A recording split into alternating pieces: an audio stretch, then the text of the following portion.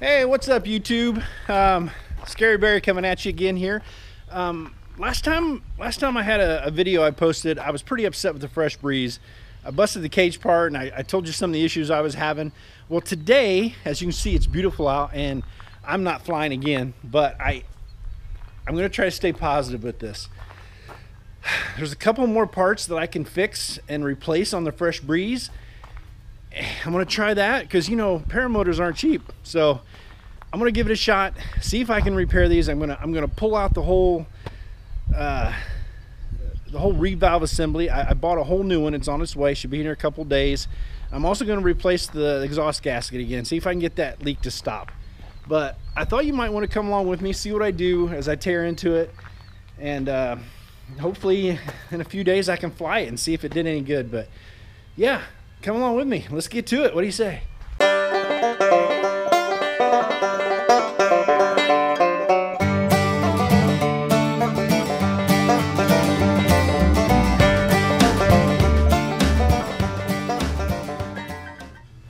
Okay, guys, just kind of give you a close-up of what I'm getting ready to work on here. Get you inside of here. I don't know if you can see all this gunk. This is all fuel along this back part here, and it's coming out of here, like I pointed out earlier on one of my other videos. It's coming out of right there. But what I'm going to take off and change is right inside of here, behind this flex tube, and back into this part of the motor. Right here is the housing for the that's the housing for the reed valves. So I'm going to change those reed valves out. I'm going to put new ones in there. So I'm going to tear it out and I'll show you what they look like once I get them out. I'll show you what I've been adjusting on. And on the other side over here is where I had all the leaks coming down right through here, all down along the motor. And I think what that is, I honestly think it's just the gasket. I replaced the gasket once, but it's still leaking. And I'm going to go ahead and get tearing into here, and we'll see what we find out.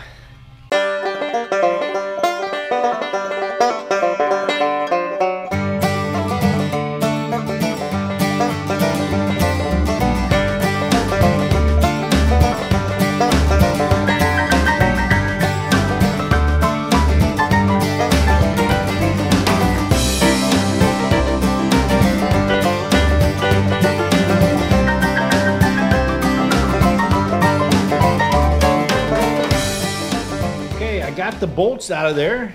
There's the gasket for it. Gasket looks decent. I mean, it's all right. So I got this out of the way. I'm gonna move it down. I'm actually gonna pull this. This right here is the actual reed valve. So I'm gonna wiggle that loose. I've had them out several times, so I have a pretty good idea what I'm getting into here. I'm gonna pull this straight out. Okay. So yeah, that right there is the reed valve assembly. Let's go in here to the desk and I'll show you a little bit more how it works. All right, so this is the reed valve assembly, which I have off. Like I said, the gasket went right here. Hopefully you can see what I'm talking about here. But I ordered this whole complete new setup right here. And the reason I was having trouble with before, if you can see how this works, picture this into the motor. Here's the intake. Here's going toward the engine. So it lets air and fuel in here through these valves, which open up. Okay, they're a one-way valve, and there's 6 of them, all up and down it. And what happens is, as the fuel comes in, these open, allows the fuel air mixture in, and then as the compresses in the piston compresses it, these will close like that and won't let anything come back. The issue is, I think the reason why it's leaking so bad is there's fuel getting past these valves and back out into the intake part of the motor. So these little pins right here are you can bend them. Let's see if I can show you here. You bend it up or you can bend it down. Well, obviously if you bend it up further, that lets more fuel air mix in.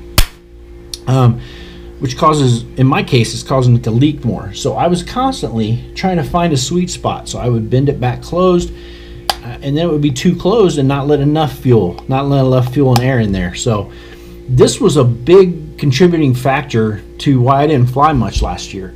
Trying to adjust these. If I have them too closed, I'm not getting enough fuel, so the RPMs are lower. And with lower RPMs, I don't have enough to climb. So if I opened them too much, the RPMs were good, but the fuel was being dumped all over that exhaust area I showed you earlier.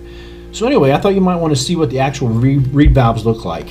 And the new ones are coming. When they get here, I'll put them on and give them a try. These don't look bad, but if you hold them up to the light and look through here, you can see light through there, which you're not supposed to, which means it's not seating properly. And I noticed a couple of these from before I've stripped them out. So anyway, that's that, and we'll get the exhaust gasket off now and go from there.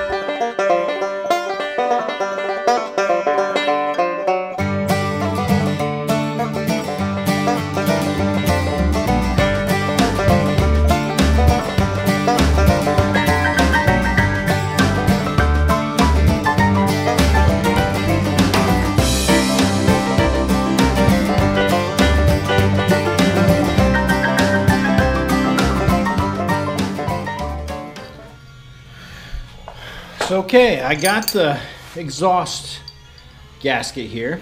Hopefully you can see that. It looks good because it's practically brand new. I just put it in, man, right at the end of the season last year. So there's really nothing wrong with it, but I ordered a new one anyway. Let's go in here and take a better look at it. We got this off of here. Now, I don't know how much of this you could see on the video while I was actually working on it, but these are this goes for the whole exhaust system.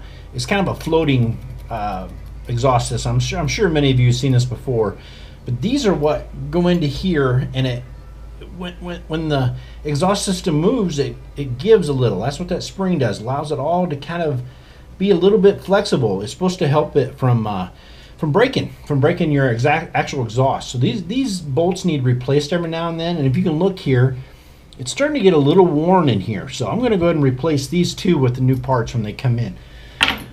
Another thing I noticed when I was taking it off, these bolts that actually bolt it to the engine itself look like they're getting a little reamed out in there, and it's because it's so tight of an area. If you look, this is how it's in the motor, and this is that flange. So it's really tough to get a wrench in here and get to this. So I'm kind of at an angle, and I think I've rounded some of those off. So I may run in the hardware store and before I put the new part on, just get some hex head, grade 8, some hardened bolts, and put on there that are hex head. They might be a little bit easier to get into on that part right there. But I'll show you. This is the gasket. This is it. This is the one I just replaced at the end of last season, and it's leaking out of this area.